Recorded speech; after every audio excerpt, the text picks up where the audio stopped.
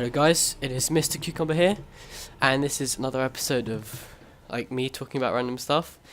And in this episode, we're not playing Uncharted 3. We're actually playing Call of Duty Zombies, Nacht, untoten, which is German for Night of the Undead. And today I'm gonna do a com with a friend who's been an Xbox boy for a while now, and we're gonna give our views on next gen and also from a Microsoft fan point of view, like their approach with next gen, and how, see if it was good or bad, and yeah, we're just gonna talk about that. So why don't you introduce yourself? Yes, hello guys, my name is Thibaut. I know it's a bit weird, it's a French name. But yeah, so my name is Teebster, so feel free to add me on Xbox for any of you Xbox boys. But I have a link in the description, or not a link, but I'll write it in the description. But I probably won't be an Xbox boy for long, and I'll tell you why. Because I mean, I've had an Xbox now for 7 years, and over the years Microsoft have become more and more greedy. You know, money whores. They basically they do everything in their power to kind of, you know, in sneaky ways take your money away from you. So yeah, so for like you pay £30 a year, which is good because you get better internet and better service for servers. I don't really mind that, but what I mind is you know, the support system and the way Microsoft help you is not very efficient. And Give an example. well, yeah, actually, when you know, my dad a long time ago created a Microsoft account for me because he had to ship my Xbox all the way to Germany to get it repaired. You know, because the delivery man dropped it on the floor. Anyways, and so yeah, and so he created a Microsoft account with a random gamer tag, which is like a PSN username. And then, you know, 3 or 4 years later, when I actually got Xbox Live, I created my own account with my own email and my bank details to get my you know, my own gamer tag and stuff. And then for Christmas, my dad decided to buy me the Xbox Live Gold, which is the membership, but he bought it on the wrong account. So after we realized our mistake, we tried to change it, but we couldn't. So we called Microsoft support, and after identifying, you know, proving that my dad was my dad with bank details and that I was his son, you know, via bank details and stuff, they still wouldn't change it. So, you know, they could have if they wanted to, but they made us buy a new membership, which is kind of annoying, I guess. And I mean, and then, you know, Mr. Cucumber is going to talk about it. You know, the new Xbox is just a package I don't necessarily want, you know, with all the TV features and everything. Yeah, because the TV features, don't get me wrong, they're good, but as a gamer, it's not necessarily something that you would want. I don't think that the majority don't really care much about TV, and the fact that they've made it, or even Connect, and the fact that they've made Connect mandatory is, I don't think it's very just for gamers. So I think that PS4, they still have the PlayStation Eye, and they still have, well, supposedly a TV service as well. I don't know. They haven't announced anything. This is just rumors. They haven't announced anything official yet about the TV service. But regarding the PlayStation Eye, they're making it an add-on for an extra $60, which is like £45, something like that. And yeah, they're not making it mandatory.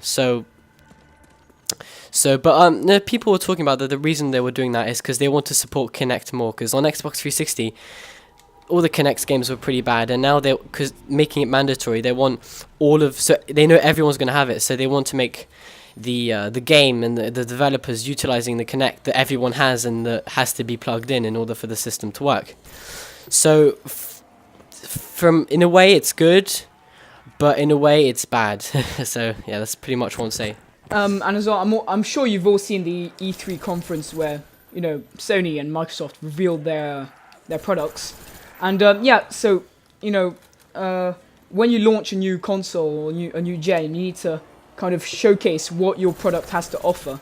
And well, Microsoft did kind of fail at that because they give a bad first impression. Yeah. You want to give a good first impression, so people sort of think about your console over another when like picking their consoles to pre-order. So yeah, so they kind of failed at giving a good first impression at their system. and that's in like as a from a business point of view, that is exactly what you want to get right, is the first impression. So because otherwise all of the other things that they add in between the release and what they've revealed in their conferences is sort of not many people find out about it because it's not like a public reveal. So the fact that they've changed their DRM policies, it's still because of that bad first impression. Even though they did reverse the DRM policies, Microsoft fans are still not fully able to forgive what they'd previously done. Again, because of the bad first impression.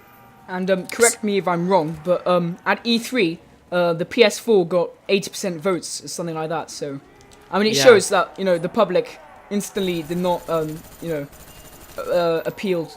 Well, they don't like the Xbox for what it offered, basically. And cool, nice ray gun. So yeah, it is kind of hard to talk and to think about what to say and to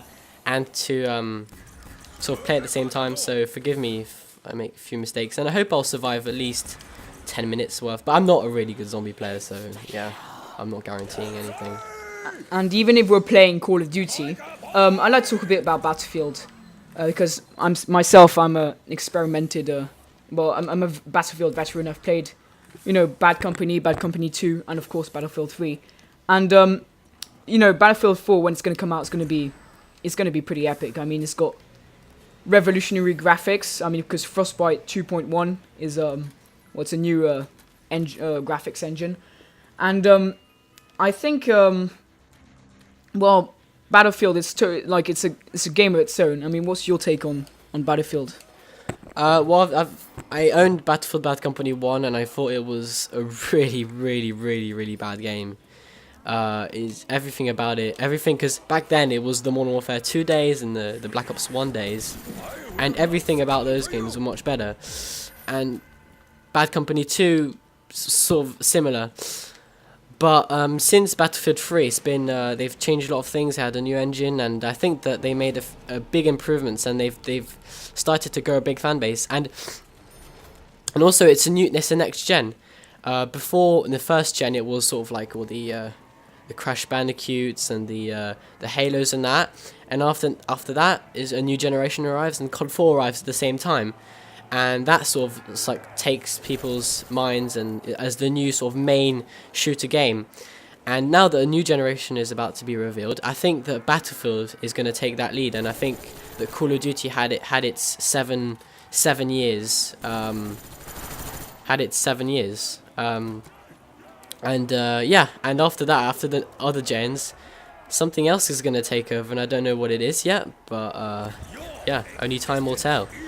Back to you. As well. I mean, continue on Battlefield. I mean, you must consider that when Bad Company 2 came out, for the day, it was the first game where you could, do anything from infantry to boats to planes, and destructible buildings and all that stuff. It's a real, for the day, it was a real big, big step in gaming itself.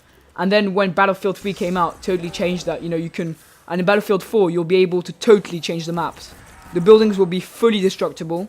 That means if an objective's in the middle of a building, if you take that building down, then you'll have to climb through ruins to go and get that flag and stuff like that. It's, all the possibilities are going to be, each game's going to be different. We can't deny the fact that COD is literally the smoothest game you can possibly get at the moment. And I think that one of the best things about Battlefield 4 is that they're moving to 60 frames per second, and I think that's absolutely one of the best things. So now you'll be able to enjoy like a great game, and on top of that, it will run at the same smoothness that Call of Duty has been running for since COD 4 really. But the one thing is, with Battlefield, it is a heavy game. What I mean by that is, you need a very fast connection to make it run smoothly, because there's so much things going on. Especially for the PC guys, because I think you're 30 a team or something like that. And so, especially if you host. Yeah, exactly. And so, with 60 frames per second and bigger maps and more vehicles, it's going to be, so for you guys with consoles or PCs, you have wireless connection, you know, you're gonna start having some trouble because I mean, the game's you know, your connection has to be practically. Well, it's sort of the future. It's like flat screens. Everyone's gonna have fiber optic soon. It's just like people who don't have fiber optic. It's gonna be the same as people who don't have flat screens, because now you can't get a non-flat screen TV. It's just not happening for you. Oh, well, there you go. That's today's video. I just want to finish on what I was saying. Yeah. So basically, if you don't have fiber optic in a couple of years, you're not going to be able to have internet, because they're going to be forcing people to move towards the future. So that, if you know what I mean. But anyway, that was today's video, and hope you enjoyed. The gameplay is not really for me to play well. It's sort of just to entertain you guys whilst I talk about stuff. So yeah, anyway, I'll see you in my next video. Goodbye, and Bye guys.